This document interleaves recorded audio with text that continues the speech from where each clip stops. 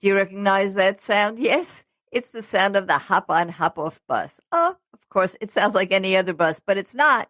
It can take you to so many places all over the world, and it's just one little hint and tip you'll be surprised to learn from veteran traveler and empowerment coach Susan Sommers as we talk with her about having that balancing act you need in your life. Now, thank you for joining us on The Ageless Traveler. We're dedicated to making lifelong travel easy so you never stop traveling.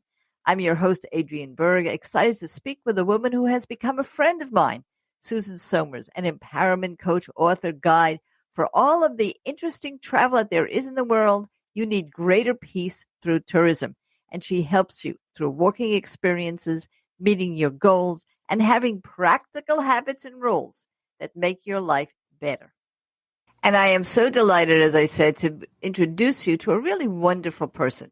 Her name is Susan Sommers. What I want to do here, Susan, is I want to talk about this balance that you have, because your website, powersourceforwomen.com, seems to say it all. It's a lot about internal empowerment, even as you travel. So let's take a little bit of a step first. What does a balanced and purposeful life mean to you? And then we'll get a little bit deeper into your book and how you help other people learn the magic of walking for that balanced and purposeful life. Well, I've always been an entrepreneur, and I've always been used to going in a million directions and taking all kinds of opportunities and going after new venues. But probably because of COVID, I think I really got the chance to center myself and put something in place that I haven't done enough of over the years, which is habits and routines. I used to start a morning habit and then I would abandon it. But I've managed now to every morning have a routine. It's really enabled me before I even walk out the door, and that's the next thing I do to make sure that I get fresh air and sun in the morning. It's enabled me to start the day right and to feel like I've achieved something, as soon as I get up. And probably that's the biggest change for me. That is a big change, because consistency is what we're learning. We're learning that for a really purposeful life, you really do have to be consistent. And there's such a great meld here. Susan's book, The Magic of Walking, Your Guide to a Balanced and Purposeful Life, leads me to one of my great loves, which is hiking and walking, and how to incorporate that in our travels. So it's not only for the physicality that this is all about. It's also about your self-presence and how you can be present in the world. So you do this. You travel a lot. You incorporate walking into every place that you travel, and you've written a book about it. So what are your top suggestions or maybe habits that we ought to cultivate? Yes, I actually have some. I've put together some ideas. The first thing when I get to a new city and I drop my bags and I check in is I try to walk to get my bearings. So not just rushing to the tourist places, but just to get a feeling of where I am and wander and experience the city. It's a great way to discover restaurants and shops, often off the beaten track. I asked the hotel for walking maps, and I found that over the last few years, they have more and more of these walking maps. And it could be a historical area or an entertainment area. And the Visitors Bureau, of course, is a great place to get information on walking tours for historic areas. My favorite tip is I look for the umbrella downtown in cities that I visit and usually it's a local person who's leading a walking tour. And it's wonderful. They are so knowledgeable. It's so wonderful. And they accept tips at the end, but I give them a tip, but I'm saying it is optional. So I think that umbrella and that person who's local, who wants to show off their city, is a great way to introduce yourself to a city. By walking around the city with no particular agenda, it gets you past the sightseeing into something more, like experiencing the place you're in. And the tourist booth, ask where there are any residential neighborhoods nearby. So often we get caught up in the sites and the well-known attractions Right. that we The forget. tourist traps, we might say. Or Yes, yeah, exactly. of course. I think it's really important to get a sense. I remember in Chicago, I was staying downtown, and once I veered off the beaten track, I found all kinds of great neighborhoods and wonderful restaurants and bars. And of course, walking is a great way to get exercise in when you travel. So it's important to know that you're going to be walking when you arrive somewhere and make it part of your trip. Most tours want you to relax a little bit, particularly the ones that take you abroad. And you will notice that the very first day or the very first half day, you're not meeting up with anybody. If you take a look at your tour brochures, most of the time you're meeting up with people the first day around 6 o'clock for dinner. So that will give you, if you get in early, an opportunity to do something that's non-touristic, just as Susan says. And I have one other hidden tip. You're going to laugh at this one. I take a look at the real estate because as you know, there's real estate porn. You could look at every neighborhood anywhere in the world online by putting in houses for sale in Lisbon, right? And you can take a look at that. And I have done that. I've done that in Buenos Aires. I've actually done it in Lisbon very recently. Just taking a look. Don't go in. Don't call a broker unless you actually want to buy something. Right. But you'll find neighborhoods that you cannot believe, that believe me, nobody will ever take you to if you don't go on your own, and there'll be great restaurants there. So it is a way to get off the tourist trap.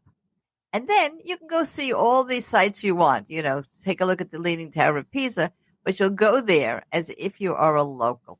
Now, speaking of that, when we come back, we're going to give you a little of an insight into how you can actually buy property abroad if that's what you are inclined to do.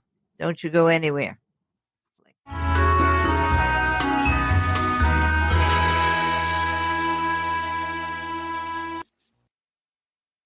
Some of our listeners are truly interested in owning a second home or even living abroad, and we have terrific resources for you. Simply go back to our podcast page or to Spotify, Apple, or any place that you listen to The Ageless Traveler. Take a look at the Ronan McMahon episode. You will see that he is one of the leaders in helping folks find new real estate all over the world. On the show notes on Apple, Spotify, and any other disseminator, you will get a list of other organizations as well as his that you can tap into if you would like to buy real estate abroad. It's all part of the life of the Ageless Traveler.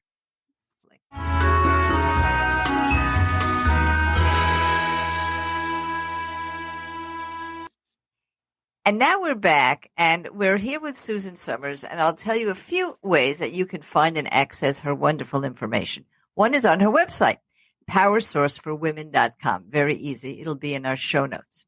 Another one would be through her courses. Step into your power. 1-hour courses, 4 weeks, and we're going to create a retreat around this in collaboration with Ageless Traveler, and I can't wait to go myself. And, of course, the book that we're talking about now, The Magic of Walking, Your Guide to a Balanced and Purposeful Life. Now, we're going to talk about something very mundane, the hop-on, hop-off bus. The last thing I thought, Susan, when I asked you what you like to do to quickly travel and see what's going on, was that you were going to say the hop-on, hop-off bus. I thought I was the only one who is a real veteran traveler. I've been to 110 countries. And yet every time I go to a city, sometimes second or third time, I use the hop-on, hop-off bus. Why do you like it so much? Well, I love it for a number of reasons, which I'll get into, but I have to start with an anecdote about Boston. I went to Boston with my granddaughter when she was 14, and she was so tired that she slept the whole way around the first hop-on, hop-off bus tour that we did.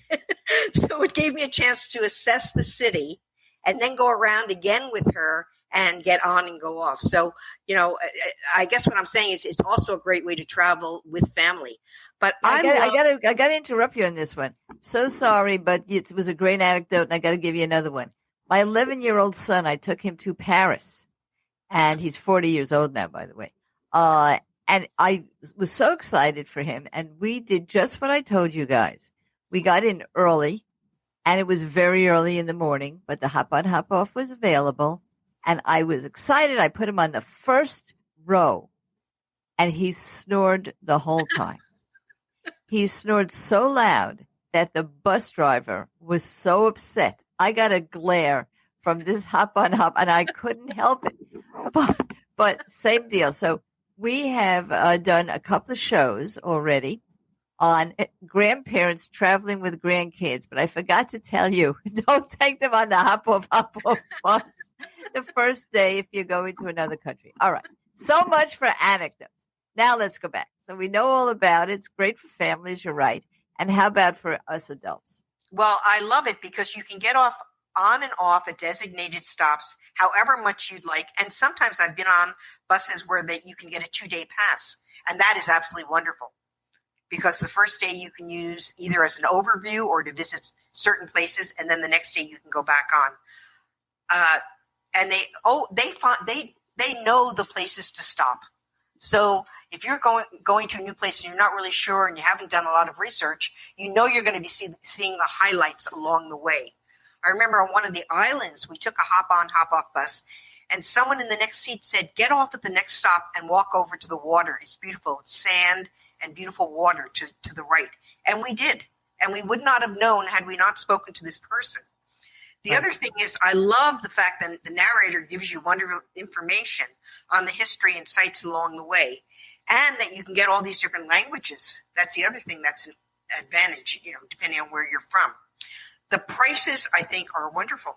I think it's great. They're cost effective because you're jumping on and off. If you had to take a taxi cab around, you could just imagine what it would cost you.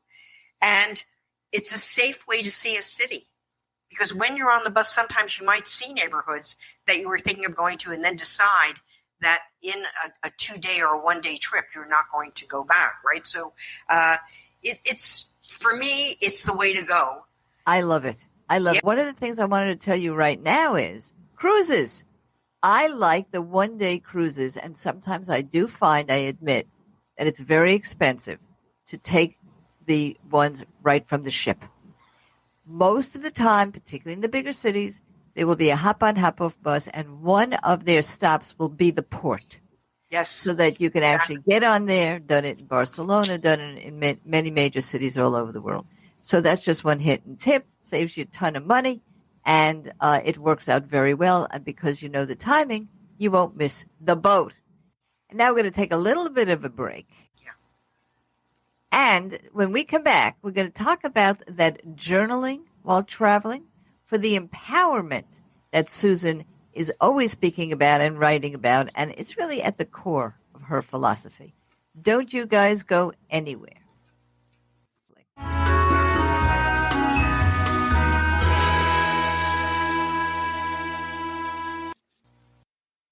For many people, the book The Golem of Brooklyn, a novel by Adam Mansbach, is a wonderful romp through Jewish history, very, very poignant today. But for me, it also reveals a travel scam, a brand new travel scam. If you use Airbnb, Vrbo, or other sharing sites, you might be giving your money to someone who is simply not the owner. Yes, people are posing as owners of Airbnb and other shared rental units. So, if you do want to use any of these sites, please make sure that you speak with the owner and really communicate with them as best you can before you give your money to anybody. Travel scams are rampant, from offers of free trips, offers of luxury trips, and phony timeshares. And guess what? The biggest target is the mature traveler. Don't let that happen to you. Be aware, not everyone is fair.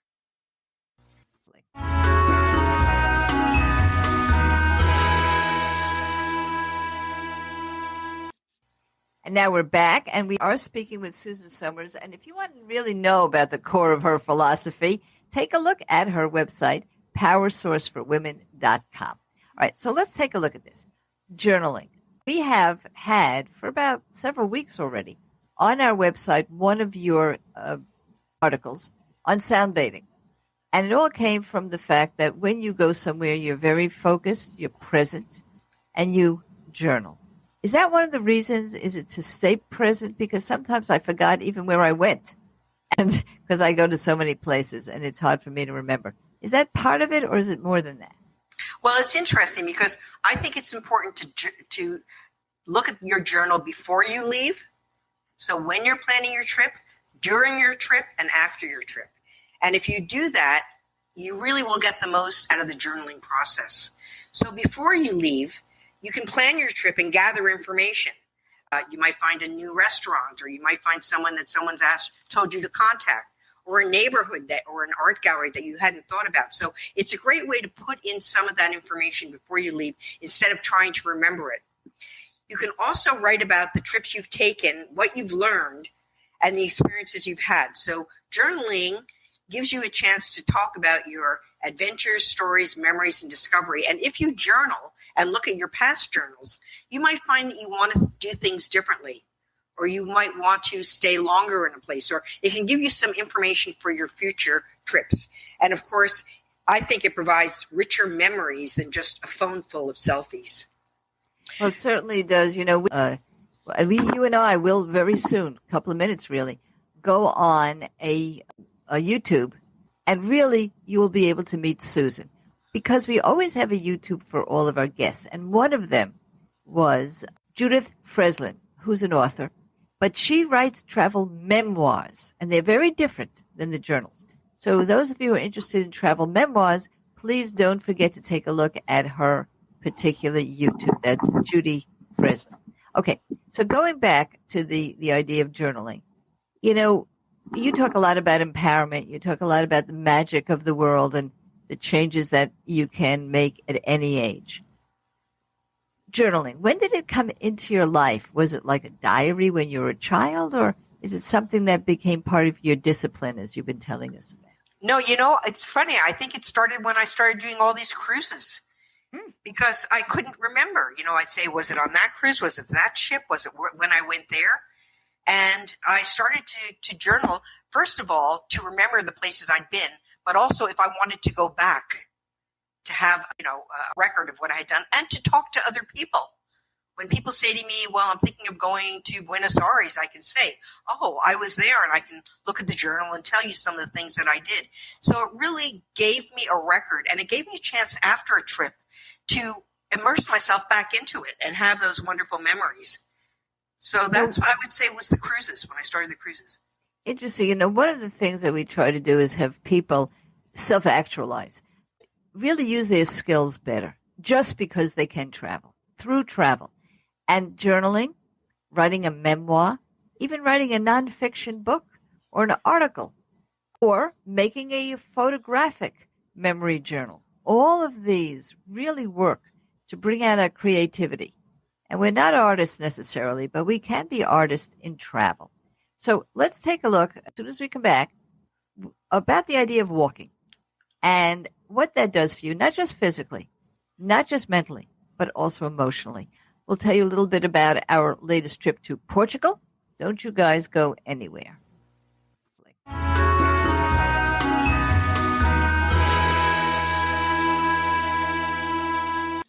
Come with us to Portugal, May 2024. My mouth is watering as I read the Colette brochure for our May 11th to 24th trip to Portugal and the Azores. I can't wait to revisit Lisbon with you and show you its hidden museums, sip red wine, munch olives, and listen to the fado music. That's a UNESCO heritage experience, but we're also going to bathe in the beauty of the Azores, peer down volcanic craters, stroll in the Terra Nostra Botanic Park. Now, come travel with us. And if you've got a group of 10 or more, or you're a nonprofit organization, discover the benefits of our group programs at Ageless Traveler, featured trips, and group trips. Don't forget, this is the kind of travel that will allow you to never stop traveling.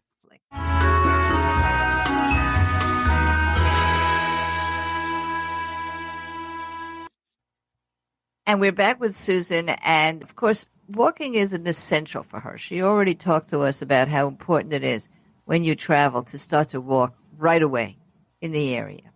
But it's more than that. You also walk for its own sake. We have an article on our blog from you on forest bathing. And what does it mean to you to walk. You even said that you make sure you get out in the morning just for fresh air so that you're not fettered to your stool there day in and day out like I am. What can it do for you beyond the physical? I think that emotionally, like it clears my head. It gets me. I live near a ravine, so when I go into the ravine, just being in the ravine enables me to feel connected to nature. I love color, and when I get outside and I see all the color of the flowers and the plants, it's really exciting. And it just makes me, I breathe in and out. It just makes me feel connected to the world. So it's definitely more than walking. Obviously, my goal is to do at least 10,000 steps a day just because that's what I want to do. But right, that's the physical part. That's right. Yes. But it's interesting because what I realized when I wrote this book about walking was I've been walking my whole life from the malls of New Jersey to the malls in Toronto. I mean, all the years when I was growing up in New Jersey, I would meet my friends in the mall and we would walk. And when my children were young, I'd put them in a cart in the shopping center and I would walk. So malls have played a big role, and walking in malls has been a big part for me. Walking has been a way for me when my mother had Alzheimer's disease to deal with the stress. She lived in California and I would go out there and just walk the trails out there. So I've used it emotionally, I've used it physically and spiritually, as I said, to get in touch with nature. You know, there are 2 companion books that are on the Ageless Traveler book list on the website, agelesstraveler.com. One is yours, and that is The Magic of Walking, Your Guide to a Balanced and Purposeful Life. And the other one is Risa Olinsky's book. She's one of our advisors as well, fitness coach, and it's called Why Walk. And in that particular book, it just does what you just did, which is the reasons for walking. But you also have made that part of traveling, and that's very important. We do go on walking trips. I'm going to tell you about one in a minute, but you're talking about more than trips dedicated to walking, Susan. You're talking about incorporating walking in any kind of trip that you take. So when we come back, I'm going to ask you again about a travel memory that has to do with walking that is your favorite, that if you could revisit, you would do it right now. Don't you guys go anywhere. We're going to tell you about a walking trip from the Ageless Traveler and Free Walkers.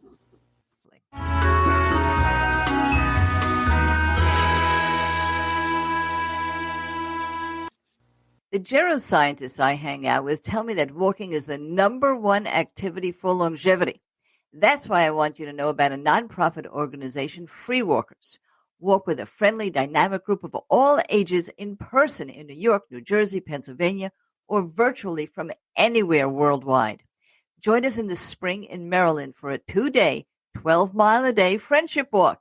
And if you need heartfelt motivation to walk, get a copy of Risa Olinsky's book. She's on our advisory board. It's called Why Walk. And speak with her for half an hour in person, complimentary too for our salon members. Find all the information at agelesstraveler.com at products and services.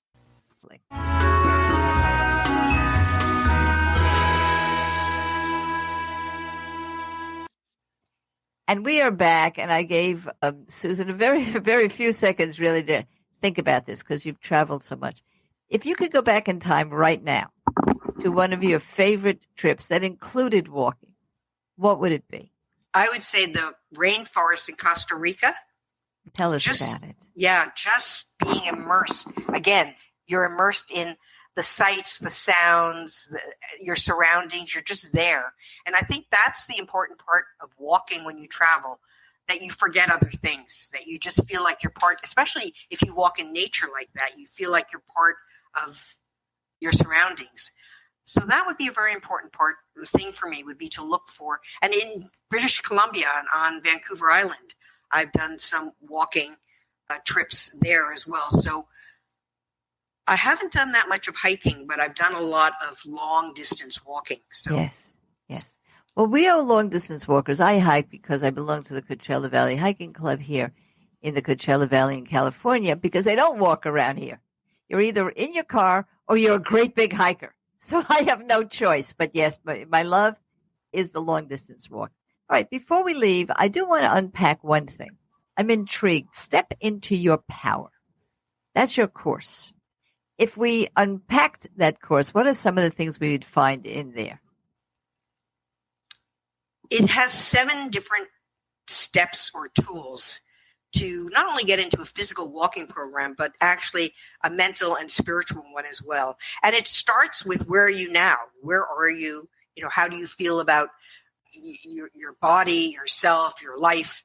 And it goes through all the different steps of, where are you now? Where do you want to go? How do you set the goals? How do you create the habits and routines, which, as I mentioned before, has been the hardest thing for me. Yep. Yeah. And then how to put together an action plan. And that's a really important part, to have a short term for one day, what you're going to do, and then a long term. I want to mention that I walked El Camino de Santiago virtually during COVID, and I had to every day put in, it was 20,000 steps every day in order to achieve this. So having some kind of action plan, having a goal, and then the steps along the way, and then how to overcome obstacles. That's where a lot of people get stuck. Like something goes wrong. Let's say they have an injury, and that's a valid thing, but how do you get back to walking once that's happened? So how do you sustain it? And then celebrating successes. And I think that's something that people don't do enough of. By the way, I should have mentioned one of the first ones is creating a support team. Yes. And so the two go hand in hand, having the support team and celebrating your successes with them. And it doesn't have to be in person. It could be online. It could be in person. It could be a group. It could be one other person. But getting some buy-in from other people that they will support you along the way. It could be, that's why it's so great during COVID. People had dogs, and dogs really got them out walking. I saw, every day I see people walking with dogs. Some, believe me, I'm sure weren't walking before COVID, but now they had to take the dog out. And then, so you're celebrating your successes and then setting new goals. So it goes from, where are you now, to you've completed something and now you're going to set some new goals. And those 7 steps are part of everything that I talk about, whether it's my own journey, my one-day workshop, my 4-week course, or my retreat. So this is terrific. And I do want to tell you that you can't do it alone. This is what Susan is saying. And this is what the Ageless Traveler really is. Remember, we are not travel agents. We're not here to sell you trips. We love to go on trips with you. We offer you trips to go on. But the real purpose is to have our Facebook salon where people are your supporters and you support other people. We count on them. We count on you. Join our salon. So thank you so much, Susan. This has been fabulous, and I'm going to meet you on the video in just a moment or two. So don't you guys go anywhere. We're not finished yet.